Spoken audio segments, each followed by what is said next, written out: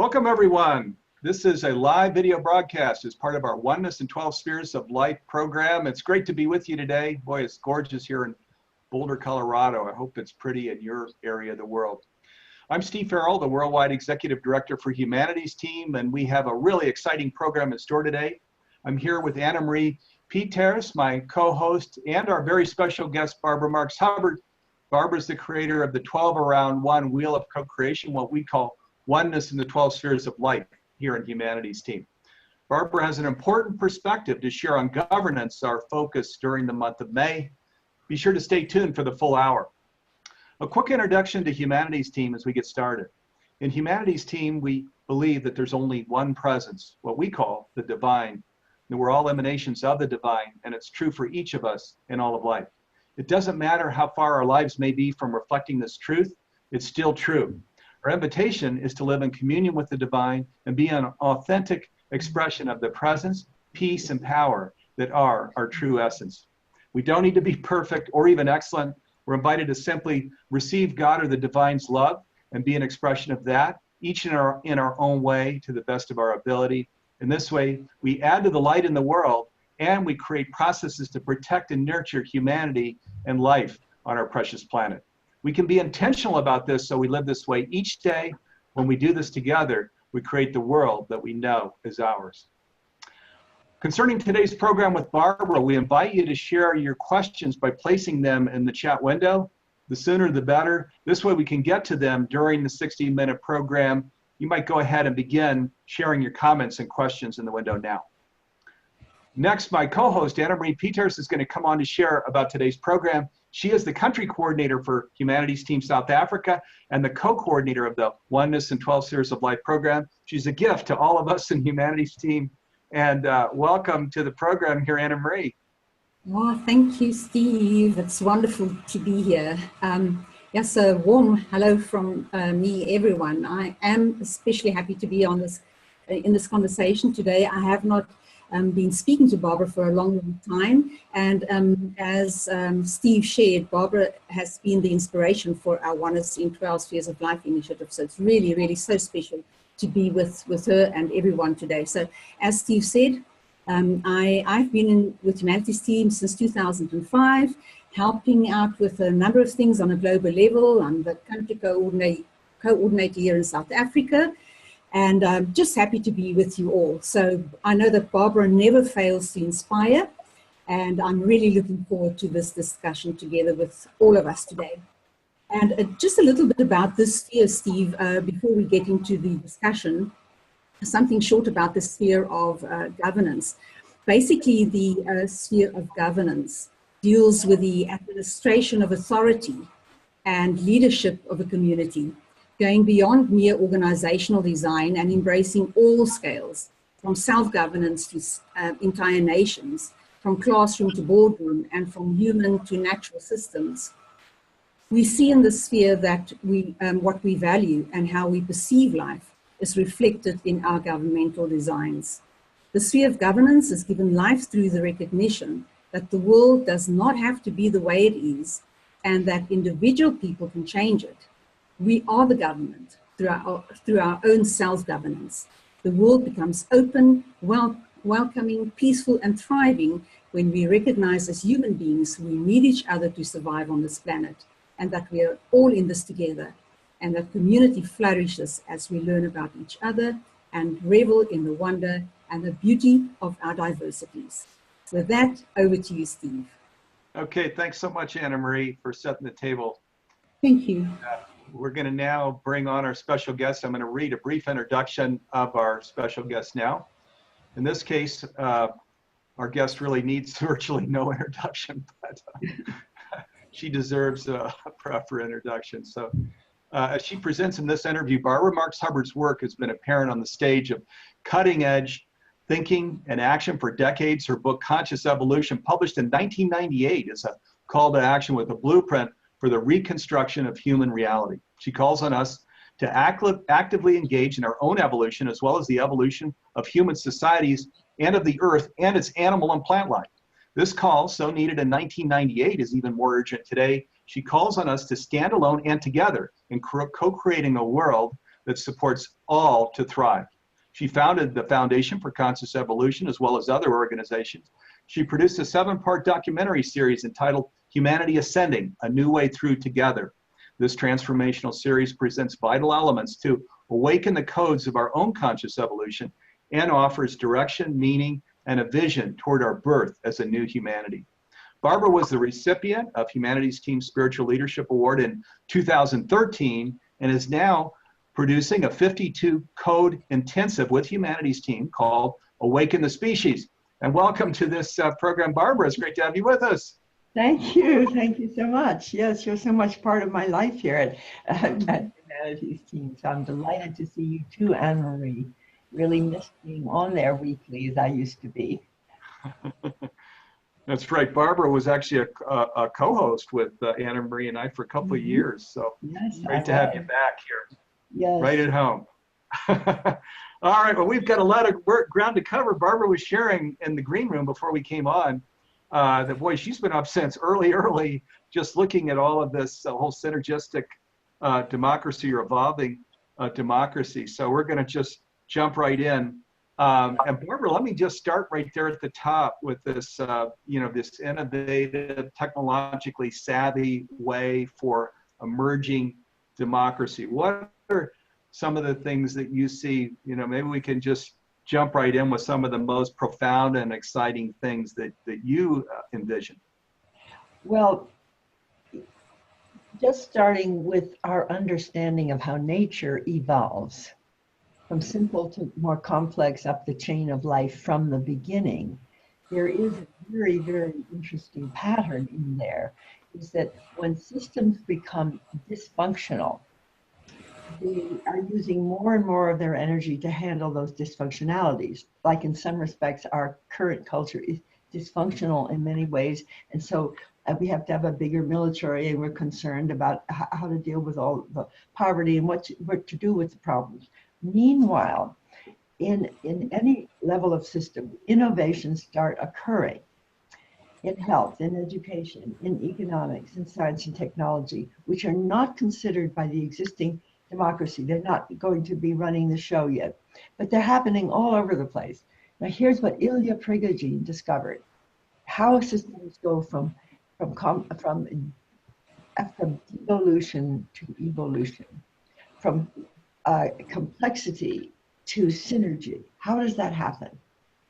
From single cell to multi-cell to, how did this happen unless God get in there and did it all by hand?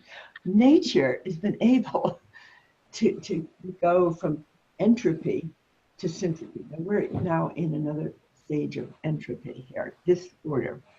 So what happens is the innovations that have been growing, at some point, the nature is those innovations start to interact with each other in all the fields of the wheel. In health, education, economics, every single field of that wheel has innovations in it. And what happens in nature, they start to interact in a non-linear, exponential quickening of that interaction. And the system cooperates in its own self-transcendence. That's the message from this Nobel Prize winner, Ilya Prigogine.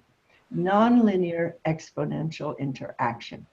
So if we think, Anna-Marie, of all the sectors of the wheel, health, education, economics, science and technology, justice, environment, governance, think of the current structure of the committees of Congress, dealing with all these different things. I'll tell you a story and then how I came to this. I was very interested in the space program with my partner at that time, John Whiteside. He was a chief officer of information for the Air Force in New York. So we went to Congressman Olin Teague, who was head of the Science and Technology Committee in Congress, and he was called Tiger. We said, Tiger, why not bring the committees of Congress together to look at the long-range purpose of the space program and all those technologies? How can that, instead of just competing with the Russians, how can that be used to heal the earth and free the people and explore the universe? So Congressman Olin T. Tiger says, Barbara, we can't do that. So I said, what do you mean you can't do that? Well, he said, we don't bring the committees together for anything. Committees of Congress as a whole, because we got a whole new thing, this new technology. I said, well, how can you get anything big decided? He said, we can't. You do it, Barbara. So I'm standing there with John Whiteside, my friend, and he says, you do it. You figure out how to do this. So what Blessed John did, he said, Barbara, let's build a wheel. That you're not going to be able to get synergy among the separate parts by everybody sitting in rows listening to speakers. And this Irvin Laszlo said the same thing. When a society is dysfunctional, it looks for new structure. It doesn't just jump into new ideas. So if it was able to jump into democracy, that was a new structure. When it didn't have democracy, look at Nazism. Look at what happened with fascism. And they tried to order and get control of a country with a diabolical structure. And the point is, we can't govern at the next level without structure. So the wheel of co-creation became for us the new structure for synergistic democracy. And as you know, I don't have it on here to show you, but we've developed a new wheel. If you look at the origin of creation, see universe, earth, life, animal life, human life. Oh, thank you, you got it. And us going around this is the new wheel of co-creation 2.0. This is still more or less confidential. It's something that my partner, Mark Gaffney, and I have worked on together with our set of means. And just, you've seen it before, but now it's for evolutionaries. It's not just for people who are in their more ordinary life. So it starts with no thing at all, which is consciousness. The whole thing started out of nothing. Want to talk about something amazing. The Big Bang is this awesome 2 to 3 seconds that was able to create the structural potential that made for universe, earth, life, animal life, human life, and now our self-governing structure, our 12 around 1, our wheel of co-creation is our turn on the spiral. And somebody said this morning, as I was going over it with the team who's working on the internet program with us, he said, we have to get rid of that black dot at the center of the wheel.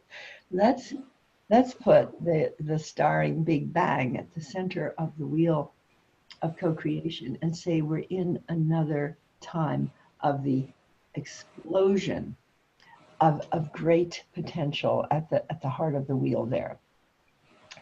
And then you go right after that. Then this is a way to get to synergistic democracy. So you have to go and see yourself as part of the expression of this larger purpose. Then you go into the wheel called desire and allurement.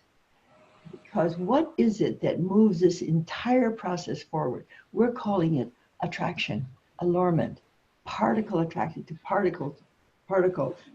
Steve, you call oneness under God. It's oneness under God, but the particles being attracted to each other to become something more by connectivity that makes for ever greater oneness. But what makes for the oneness to get greater is the particles coming together to attract each other, all the way up and all the way down from the quarks to us. So in the new form of self-governance, I'm suggesting that we need to start building wheels and go into them ourselves. And we have a structure in the wheel that starts with understanding that we come from the evolutionary story of creation, that understands that at the heart of new democracy is that with that black dot, we're going to make it into a star or a golden sphere or something, is the impulse of creation, or you might say the God force. God's impulse is at the very center of synergistic democracy. And how did we get this far? We had to get this far to even ask the question of the new self-governance. And I'm making self-governance a system of the whole, by the way. Because governance is not just one sphere. And each sphere thinks this about themselves. each sphere says they are the whole, and in some respect they actually are. But I'm taking the liberty to make the wheel a new form of self-governance that hasn't yet been fully described. So put the wheel back on, please. So what we see here is out of your heart's desire. Let's say you, Anne-Marie, and myself, and Steve, we have a heart's desire for this. Who's telling us to do all this? Who's hiring us to do all this? Who's getting us up in the morning, the crack of dawn, to do all this? Heart's desire, love, isn't it? Yeah, absolutely. Create. So please put the wheel back on so I can show this, Garth. I think it was you who put it on. Who put it on? Yeah, that was Garth. He'll okay, Garth. He'll bring it back. Thank you, Garth. Thanks so much. So I want you to look at this. This is a new form of synergistic democracy as self-governance, giving ourselves a structure that we've been using in that wheel of co-creation all along, but making it more, making it something we're going to synergize. We've always done this sector and this sector and this sector. That's great, but now we're going to put them together.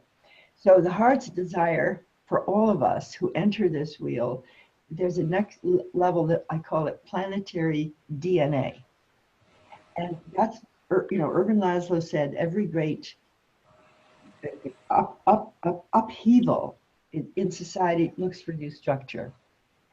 So I'm suggesting that the heart's desire of the people who come into this wheel, they put it on the planetary DNA as a project they want to do. Like, I want to do this project with the wheel and with the 52 codes and humanities team. I haven't done it yet, but it's really becoming a planetary DNA in my heart.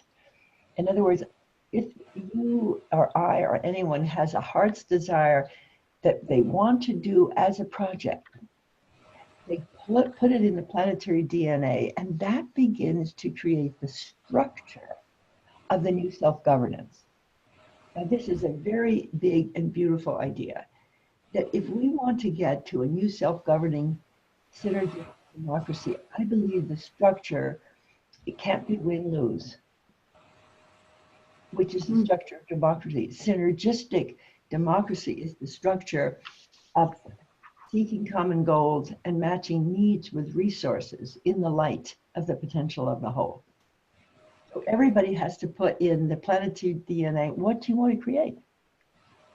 And even if it's not yet a full-scale project. And then what happens is other people start connecting around what you want to create, because they need you as you need them. And in planetary DNA, you get this opening up of social synergy. And you get it through heart's desire. You get it through loving to join genius to create. And you find that at the heart of the hub of the wheel is heart's desire, which is the yearning and the allurement of evolution or God. See, God evidently cares a lot about there being more and more creativity in this world. Or he could have stopped with quarks. In other words, the intention of creation is more and more creativity, or if we're created in the image of God, what's happening is we're becoming co-creators. That's what's happening. So in planetary DNA, the next stage of self-governance then is innovation that work, that go out of the planetary DNA into whatever sector of the wheel you want to create in, if it's working. So for conscious evolution, we define a golden innovation or innovation that works. It has to have the qualities of getting greater equality, of being replicatable, of being good for the environment. It's not just I built a better car or a better house. It means I built something that creates a better world. And it has to be viable economically. So this way we have to become entrepreneurs. because most people don't get hired to do their heart's desire. And if you want to get hired to do your heart's desire, you've got to become an entrepreneur. Is that right, Steve? Oh gosh. Yeah, What? in a sense, we all are entrepreneurs. We give this wider application because entrepreneur is just vocational arousal, it's social synergy. It's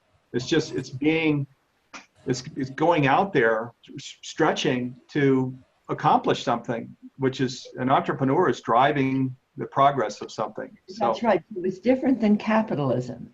And it's more, so I believe that the structure of self-governance will reinforce self-entrepreneurship, small scale up to large scale. And that the younger people are already knowing this. They don't necessarily want to get jobs. And and most jobs are not really what anybody wants. People get jobs in order to earn a living in order to take care of their family. But if you could do the same thing by entrepreneurship, then you would have to find out what do you want to create and who do you want to create with it, and you would start to become an evolutionary human to do it. Absolutely, but that can be so. That I'm so happy that you raised this, Barbara. I'm in that very same position at the moment where, I've been following my dream, behind Oneness, and here in South Africa, my work it revolves around Ubuntu, which is the African expression of Oneness. And I've come to realize, if I was not going to see myself as an innovator and as an entrepreneur, that I wouldn't be able to take it as far as I. That's exactly. So what is happening in with all of this, and it's painful as well, but it's also very, very empowering. It is to keep on believing in the dream that you have and realize that, so if it's part of your evolution, so if you do not evolve, so also will your idea not evolve. Exactly just right. Experience. So the wheel of co-creation, as we are now using it, is a place for the self-evolution of each person, because you go in there, you meet your heart's desire, your blueprint, and then you start innovating, and you meet others that you want to innovate with, and that I believe that planetary DNA leads to entrepreneurship. Because you're entrepreneuring around what you really are, your heart's desire. You see such a difference. The entire capitalist system grew up in another modality. Yeah. And as the younger people come in and they know all this and they're already on the internet connecting with everything, I think they will find, and we are finding, my father used to say, my father was a toy maker. He was an entrepreneur. And he used to say to me, Barbara, you could sell anything if you knew what to sell. I had no idea what to sell until now. You know what I want to sell? This. I want to sell the wheel of co-creation, synergistic democracy. I want to enter, I had this idea, which I'm going to just throw out at you now. It happened with my bringing on Neil Donald Walsh last night before last on my 52 Codes show. And he was talking about, he's written a book on Awaken the New Species. So we were having a great time. And then I said, you know what I'd like to do, Neil? So he said, no, Barbara, what's that? It just came to me. I said, I would like to create a TV show on the new news using the wheel. Well, and so and then I thought, well, oh, that's going to be so hard, and I have to raise this money and have to do that. He said, Barbara, just do it. Yeah, exactly. You'll attract thousands of people. So what happened was, it's so surprising. I'm on the class, Steve. The first person puts up their hand. I said, does anybody want to speak now? Because we had a half hour left after Neil left. She said, I'd like to be the host of the TV show. Sure. Then somebody else said, I have a band, and he starts playing his music on his cell phone. I want to be the band. Then somebody else said, oh, well, what I want to do is help people who've been hurt. So I said, well, okay, do it now. I got into do it now instead of do it tomorrow. So I said, who would you like to help? Well, there was the volcano in Hawaii, I think it was. So I said, call the mayor. Tell him we've got a whole group of people wanting to help. Oh, he said I could do that right on the news show. I said, yes, be the news. And when we finished that, I decided that after Awaken the New Species, I want to do a TV show on the new news in the wheel. Part of the hub of the wheel, telling the stories of the people, but showing that I had said on this little show the other night, I said, I think I'm going to go on to Anderson Cooper's CNN he's going to be forced to give me 10 minutes to talk about the new news in the wheel of co-creation, says I, to Neil Donald Walsh. That's when he said, that's ridiculous, Barbara. You do it. You're not going to go on Anderson Cooper's show. First of all, he won't have you. And secondly, you are much better than Anderson Cooper. So then what happened to my class is everybody decided they could do what they wanted to do now. Yeah. Somebody said, we need to get on Zoom. I said, well, we are on Zoom, folks. All of us here. Yeah. There are 400 people that signed up for this course. They're all here. Can you imagine what 400 people could do? If they go into that wheel and look at their heart's desire and what do they want to create and what kind of entrepreneur. And I want to be the voice. And my partner, Mark Gaffney, he was on a very popular TV show in Israel. I said, well, we could have some partners. Then I realized I have all these famous guests. So Neil goes on, Bruce Lipton goes on, Irvin Laszlo goes on, and they have all their networks. And you know what I found out? Everybody wants to be a star. Every single person on my class wanted to star in the TV show. That tells you something about the evolutionary personhood. Mm-hmm. We don't want to be behind the scenes. The ones who are evolutionaries are evolutionary because the impulse of creation is moving us forward. Yeah. And I said this to Steve, Steve always says proudly, and I'm a nonprofit. And I said, so am I, and I'm no longer proud of it. I am going to be, said I to Steve, and you please help me to be one of the best entrepreneurs you've ever seen. Wow. A lot more about business than I do. So I'm looking to him to help me to be an entrepreneur. And all of us. Yeah, well, you are. You're just jumping right out there. And as you know, it's all about the action, because anybody can have vision, but it's all about manifesting. And that means teamwork, and that means discipline, and that means day in and day out, but you have all of those things. So you already are an entrepreneur. I want to say one more word now about democracy, because this was about self-governance. In the original SynCons, and now we're going to do evolutionary SynCons. In the original SynCons, John Whiteside, who was an officer in the Air Force, and he knew how to tell people what to do. So at the heart of the hub of the wheel, he put a camera. And then every group in every sector, Anne-Marie, that we've brought together all these years, is asked to come up with their own desire to create and what they need to create it. In other words, you create groups in every sector of the wheel. Then you have a time for every group to speak into the field of the whole community. So environment speaks. Well, we need, this is our goal in environment. We have to clean this up, but we need the help of government. We need the help of media.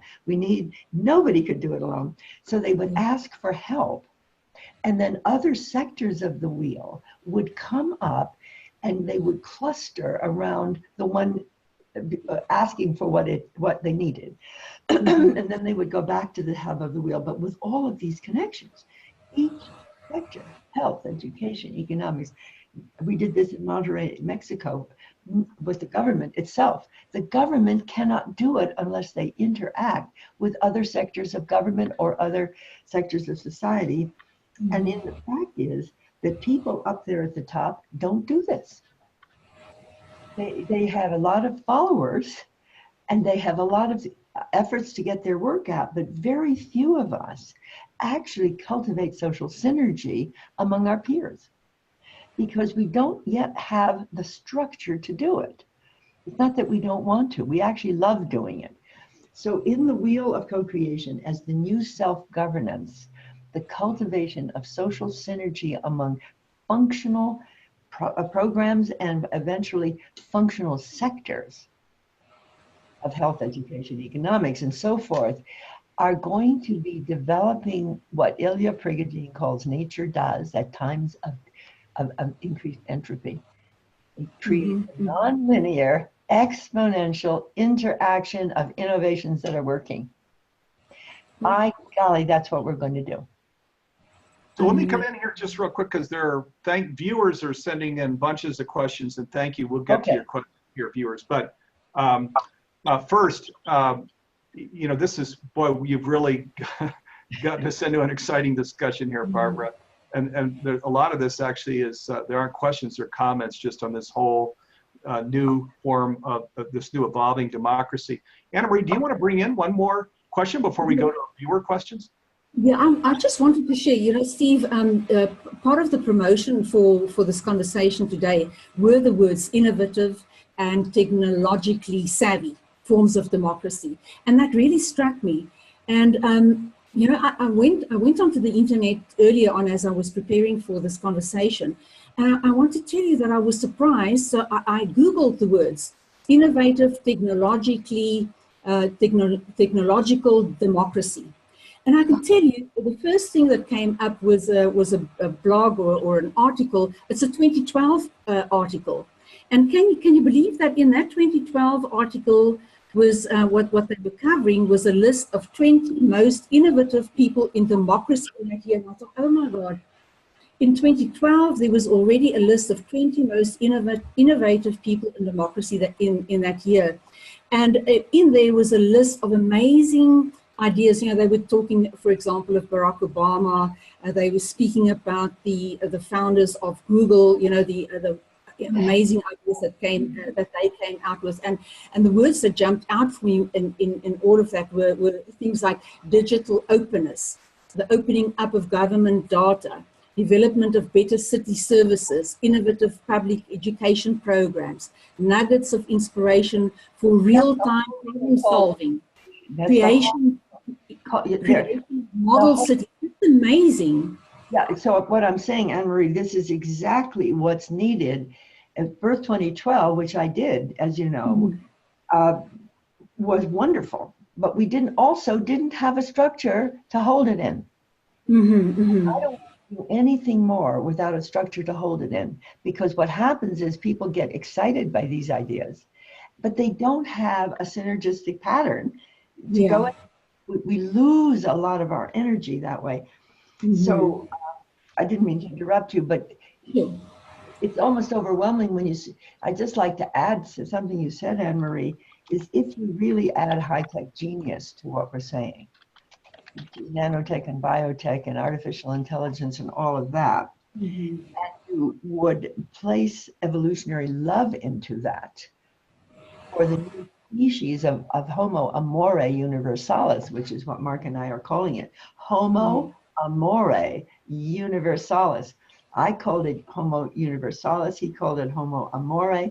So this is a species guided by love, who is activating universally all our capacities, as well as beginning to explore the outer space. I mean, this is awesomely. Absolutely. I came across a quote by Pierre Tyler Desjardins that says, speaking about synthesis, he says that love, in fact, is the agent of universal synthesis. That's so beautiful, confirms what you're saying. It's exactly it. And synergistic democracy is based on the attraction of people joining together to create. Instead of win-lose voting, look at the difference between win-lose voting to get what you need. And all the structures are win-lose, even if they're not even opposing each other. They have to oppose each other to win anything. I remember when I think it was Bernie Sanders did not want to criticize Hillary, and they told him if he didn't do that, he couldn't do anything. So he had to tell him how terrible Hillary Clinton was. Well, he didn't even think she was terrible. It was forced. It was forced separation to win. So we're changing that. And I ran for vice president and got my name placed in nomination. And I think I did it because I felt I wanted to bring these ideas into the political arena. Now, I'm not going to run for anything now, but I'm really saying that synergistic democracy is going to be the fulfillment of our current democracy if they start to understand it. So I want everybody's help in bringing this out into the world. And technology makes it possible for us, isn't that so, Barbara? I think so. We've brought ourselves to this point in time where, so maybe we've always created, we've always had the desire to create, but the connection, the vehicle was not there. So you're saying, so with a new wheel of co-creation, you bring forward the structure within which we can take it forward. I believe we're bringing forth the structure. Mm-hmm. Mm-hmm. That is required for the next stage of democracy. Awesome. So Barbara, let me come in. We'll bring in some viewer questions here, and Anna Maria will come back in here shortly with some more too. But let me ask this question as we talk about the technology dimension. The key here that we've been talking to thus far is, of course, technology is enabling communication and social synergy. And even vocational arousal. There are many dimensions that are being activated through technology because it's bringing us closer together. It's allowing each other to affect the whole. Are there any dimensions here that, insofar as governance itself, insofar as the conversation, the collective conversation, the voting process, are there any dimensions that where technology is playing a role there? Well, yes, because what I would see happening, as we're saying, that self-governing is really about connecting with others to achieve what you want to, instead of voting for others to do it. Now, we're going to need others to handle certain collective things, so I'm not saying it does away with government. But for the average person, we don't take part directly in government except by voting or running for office. It's a very tiny number of people. Whereas what we're saying is everybody who's doing their life purpose and who's connecting in a structure that reveals the connectivity of what's innovative, that's how you become self-governing. You see, it's really a big time jump, because look what's happening to me now. I'm 88 years old, and I've been working on these ideas my whole life, but suddenly I saw how to apply them in a much, much bigger way than I'd ever been able. And maybe because it's time on the planet. It may not have been time 10, 20 years ago. So I'm suddenly vocationally aroused. And I'd like to say about all of this, it makes for you to become newer as a person. Instead of getting younger or older, you're getting newer, because evolution is new. Evolution itself is always emergent. So when you, as a citizen who wants to be in governing yourself and your world, you're going to have to evolve to do it. Mm-hmm.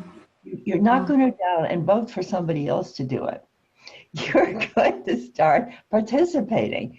And yes, we're going to need some kind of self-governance, but I believe we will evolve the win-lose voting structure itself as time goes on.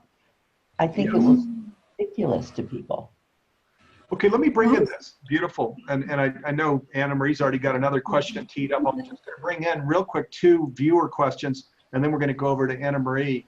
So one of the viewer questions here, and thank you viewers, boy, there's just, they're pouring in here, and in an hour we can only get to so many, so I'm trying to select the ones that seem to go at where the most interest is. One of the questions here, the top 1% are using our government subsidies to keep the fossil fuels, drugging, jailing, gun violence, and warming paradigm systems going. do you have a thought about this and what we're evolving toward? There are a number of questions that are similar to that one. Do you want to start with that one, Barbara? Well, I think that we have to have a new use of the financial system.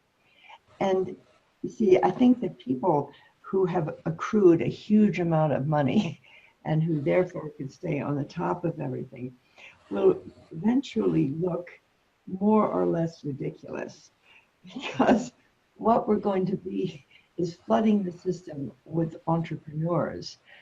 And I think what I would do about that is not so much trying to deal with the people on the top, except to start offering people the opportunity to join together to create around the environment.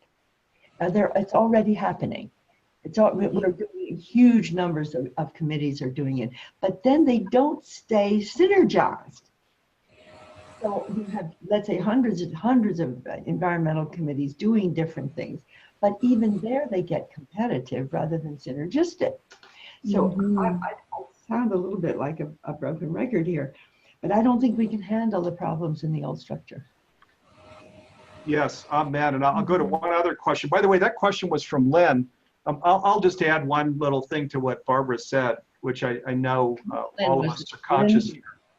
That vote. I mean, vote, and get others to vote. Help turn out the vote. You know, for Lynn, I'll just add that to what Barbara said. So here's another question that, again, there's some other questions that are a little bit similar to this one, Barbara. This is from Cindy, and she says, how do we maintain our corporate job for income while we step out into entrepreneurship? Well, that's another very, very good question. I think it has to be a both and for a while. And it's also possible that within a corporate structure, your own entrepreneurial activity can learn to be included. And I would say we all have to be pioneers to make this work. So I'm not in a big corporation, but they're human beings like everybody else. And if you come up with a really great entrepreneurial idea within a corporate structure, instead of just more or less putting it aside, see if you can expand your corporate structure to include you be more entrepreneurial.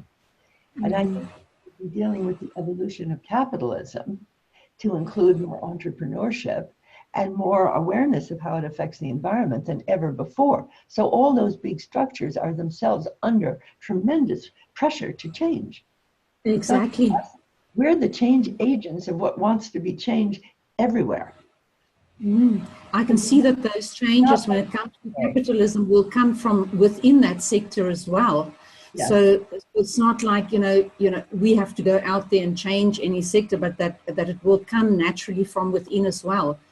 Right. Well, Steve Farrell, you were definitely in the capitalist world, and then you became in the nonprofit world. But we're going together into the entrepreneurial world. More. So as I said to Steve, as I mentioned, let's be entrepreneurial, evolutionary entrepreneurs is a great subject. Yes, it is. Let me just say, too, to add to this, part of being an entrepreneur is the vision and the drive, but it's also a good entrepreneur is really putting their finger on a huge emerging need that's not being addressed. That's part of why they call them an entrepreneur. There's a need, and there aren't organizations addressing that need. And an entrepreneur is not only seeing the vision and creating a plan, but it's also helping to form the team around, you do this well. It's just what you did, Barbara, earlier. You said, you want to be the speaker, you're going to do the music. Yeah. It's somebody that's organizing the members of the team so that you have a band that plays well together, and which creates synergy where 1 + 1 + 1 is equaling 15. That's exactly right. So whole aspect of really, and it's fun. And now, at the end of this program, we're going to talk about the Conscious Business Declaration. Barbara's also been part of that whole instruction team. And there are numerous opportunities for businesses that you can start as an entrepreneur that are conscious, that will create a better, a more nurtured community, a more nurtured world. So just want to put that invitation out there. Those of you that consider yourselves an entrepreneur, if you tap into one of these needs that's surfacing that's unfulfilled, and you can bring a team together to manifest that vision, there are just huge opportunities that can be. I think I saw somebody on the chat saying that he thought maybe I was against voting. I don't want you to think that that's what I'm saying. I'm not against voting. I'm just saying it's not enough. And that the structure of people who go into a win-lose structure in Congress have a very hard time to be as effective as they could be. True. We have to become aware of structure and how it affects our lives. The minute you walk to the U.S. Congress, you on one side of the aisle, and you know, we're hearing that in the old days, they say, people used to have breakfast together even if they were Republicans or Democrats, but now it's harder. Yeah. Divisiveness being caused in there by many reasons and so on. So I think those of us who are evolutionaries really need to be innovators now. Anna Marie, go ahead and come in, and then I'll come back to some more. They're just, again, thank you. No, wonderful. I just wanted to say that this is so liberating, Barbara, because I think what many people are experiencing is a sense of helplessness. You know, when we look at the enormity of the challenges that face us, we look at this and we think, oh my God, there's no ways that I can make a change here. But right. if we're thinking about small islands of coherence, you know, that makes it possible for the system to go to a higher order. That this is what I see happening, and that, you know, that's liberating. You know, you see the possibility in there. Yes, you do. And also in evolution, crisis precedes transformation, and problems are evolutionary drivers. Yeah. And every single problem we have in the economy is an evolutionary driver for us to change it. I can't solve it in a structure which itself is the problem. I mean, this is Andrew Harvey once said, Andrew was speaking about desire. Andrew Harvey once said, I loved what he said. He says, so, well, I resonate with that. So the way I see it for me is it's not like I'm following my bliss, but I'm following my heartache. In that sense, I mean, I'm following that which makes me, as, you know, my DNA, you know, the thing that worries me at the core. The thing that drives me, you know, the thing that hurts me in society, you know, so I'm following my heartache, and that is my desire. Well, this is right. And if I can drop in a thought on the new species here, members of the new species are ones who are activated by their heart's desire. That's how you become a member of the new species. And somebody doesn't appoint you a new species, but your heart's desire guides you into certain activities that you have to become new to do it. And then what happens also, I believe from epigenetics on the cellular level, is that the epigenetics, your consciousness is surrounding your cells. So the cells are the genetic code, which is extraordinarily brilliant, get turned on and you get more intelligent. To wake up with, aha! And you're, you know, that's what happens to you. Barbara, let me bring in just one of the stories you tell, which is so powerful. I want to bring it in because I think, especially now with the nationalist populist activity here in the United States and all over the world, people become numbed by just this gross injustice. Many of the questions here are relating to the just gross injustice. But what you invite is, no, don't get numb. And actually, that when you come into crisis, there's an invitation in the crisis, and you've talked about this in your own life. Can you bring that in? Because I think this will be really valuable for. Say that again, because I was just reading something of Lynn Misty. When you've had crisis occur, you've realized there's a huge invitation and opportunity in the crisis that's presenting itself in your life. Can you talk about that? Because I think that'll really be something for everyone. Well, you know, I'm a real journal writer, and that's how I've discovered a lot of this stuff. So I'm so tuned to this. So I wake up, there's a crisis in my life, let's say. So first of all, I know that it's driving me somewhere. That's a big thing to know that, rather than think, oh my God, I'll never do it. So first of all, I say, here's the crisis, and I do it with my mental mind. and this, and this person did this and this. Then I do double quotation marks and I say, dearly beloved. That's my way of, accessing the higher power. What does this mean? And I don't think with my mental mind in trying to figure it out. But I'm not channeling, or I'm not out of my mind. I'm more intelligent because I have developed a process of asking that inner knowing, which then will write clearly what it means and what to do. And then I try it out.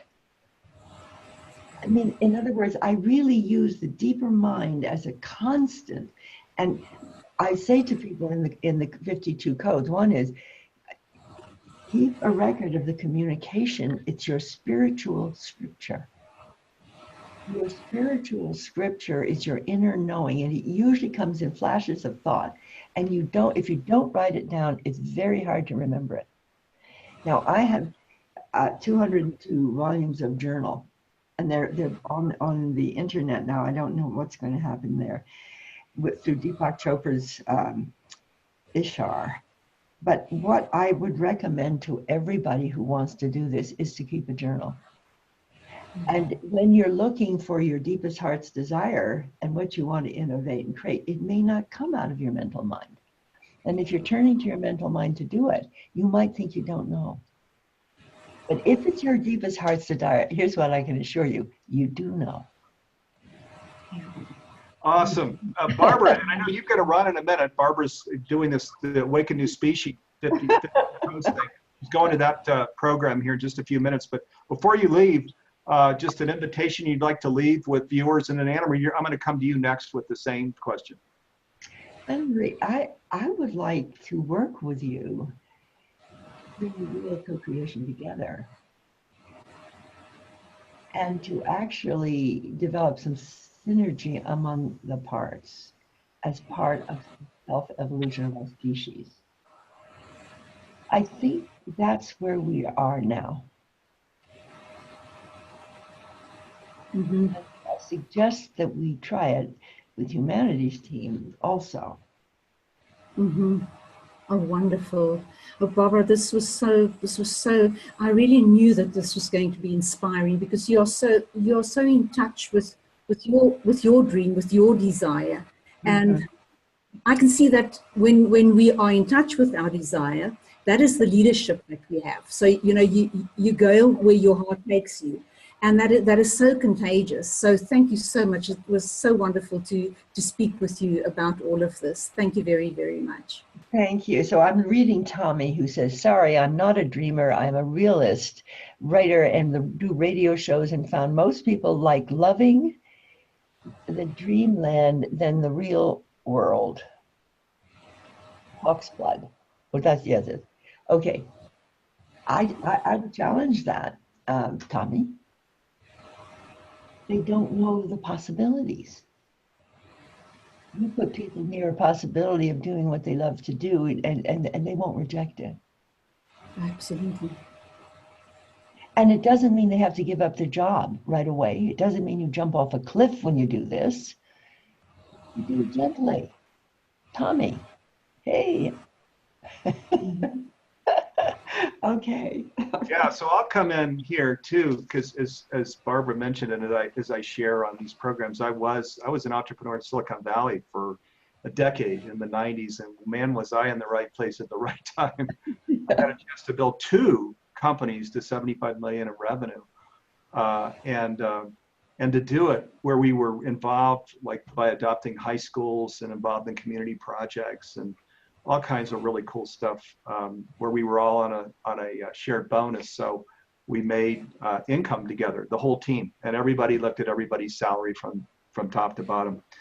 But the key thing, a lot of times people feel like they've got to do entrepreneur toward their own thing. But there are huge opportunities to come together as well. So in some cases, yes, we know we're called to something, a vision that we're to manifest and to build a team around. But in other cases, there are huge things that are forming even now as we speak, especially in this conscious business. There are huge, beautiful conscious businesses that are forming. And we don't necessarily need to go off and form our own thing. Instead, we can come together with others and create this where we have a similar vocational arousal, where we create a similar, a beautiful synergy together. Because I do this well and you do that well. So just want to, and as we're doing our spiritual practices, we're feeling into what we want to manifest, to consider that as well. Are there beautiful things that you're aware of where there are people that are lifters, that are that have real positive energy, that are givers, that are looking to make a better world, that you that have an idea already, and there's something that's already progressing that you could join with. So yes, Milena says that we have to recognize this is happening in many places already. So that's absolutely true. That's why what we're saying is real. We're not thinking of this and nobody's ever thought of it before. In fact, almost everybody's thinking about it. I think one of the things that I have done is offered a structure in which to do it. The wheel is a structure, because once you're in it, you're still doing your own thing. Mm-hmm. You're not asked not to do it, but you're doing it where other people are coming in to help you. And you see, this is not about separating yourself out. This is about doing more of your own thing. Mm-hmm. And that nature has been doing this for multiple billions of years, getting parts together to create a new whole. And if they said, well, I don't want to join with you, we wouldn't be here. All right, let me, so that, boy, that's beautiful. And this hour went fast. We're about out of time, and I've got some announcements I want to get to, but let me just share. Lynn and others are bringing in what about the homeless and so on. So where we're called to help the homeless or women that have been battered women, and there are many incredible causes, absolutely feel into that. That oneness is, the first dimension is really connecting with the divine, with the energy of the divine, but the second dimension is action. It's what we're called to. And within Humanities Team, there are lots of people and organizations that are out helping the homeless and helping women who have been abused, and helping in so many areas. Foster kids that at 18 just roll off the payroll, they go to jail in many cases. There are wonderful people and organizations doing this work. And so, because this is part of what Oneness is. The wheel brings them together, because every single sector has multiple activities. I'm making a real simple observation. One more degree of synergy, and we're almost capable of doing it all. Yes, amen. We're already doing it. It's not like we're saying that, oh, but there's nobody handling the homeless. As you say, multiple peoples are doing it, but how does that synergize also with governance and media? Because part of it is lack of communication, and so on and so on and so on. And the real fact of the matter is that it's a whole body politic. That's really what it is. Yeah, so we're going to have Barbara back again to this program. Thank you. Barbara, Anna Marie, Barbara, thank you. You're welcome. You're welcome. Okay. Beautiful. So I'm going to just share a little as we go into as we come in to wrap up. So huge thank you, Barbara, to you, to Anna Marie. Fabulous. I'm going to come back and thank you some more before we end the program. But a few announcements I want to get to. One is, as I mentioned, Humanities Team is a member of the Conscious Business Alliance. It's composed of 4 global NGOs. You can see them on the screen. A lot of the discussion is turned to emerging new forms of organization like conscious business. I invite you to go to cbenterprise.com, the link there on the screen. And if you resonate with nurturing businesses and organizations, I invite you to sign that declaration. As well, the Oneness Declaration, I invite you to sign it. You can see it on the screen as well. If you go to humanitiesteam.org, there, Garth just put it up on the screen, humanitiesteam.org, you'll see the Oneness Declaration. I invite you to read it and sign it. It creates the basis for doing all of this incredible work out in the world. Upcoming programs that you don't want to miss. Next Thursday, May 31st, at 9 Pacific, Ross Hostetter is coming in. He's going to be talking about conscious law. Be an amazing program. Ross is an incredible attorney whose real passion is creating conscious law. So tune in to that program next week. And then on June 14th, Anna Marie and I are back with our 12 Spheres program focusing on health. You can see on the screen there, Karen Noe. We're going to be talking about her book called We Consciousness.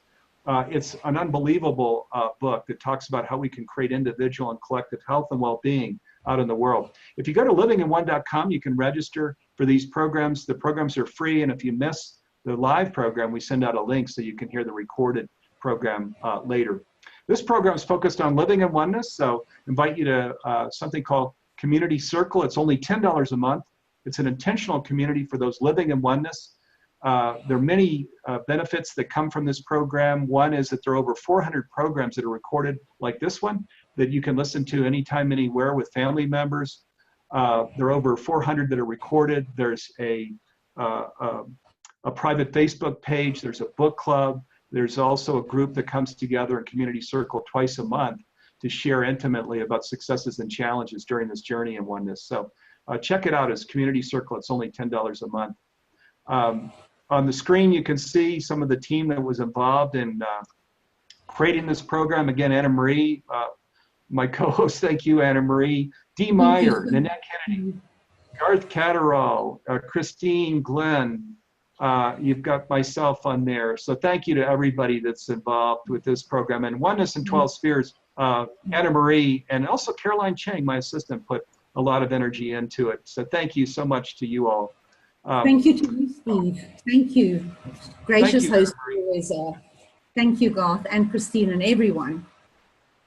So in closing, I want to just invite all of us to live as one. Of course, each of us will do this in our own way. This is ultimate reality. And when we feel into this place of oneness, we feel into the presence, peace, and power that we know is ours. It's actually the divine energy, which is our source. So we'll see you next Thursday, May 31st, when we're back on the air at 9 o'clock Pacific time with Ross Hostetter, and the program is going to focus on conscious laws. So I hope you can join us next week.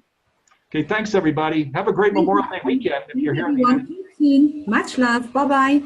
Bye-bye, Anna Marie. Thank you. Bye-bye. Garth and Christine, each of you, thank you. Everyone, thank you. Thanks for all the interaction.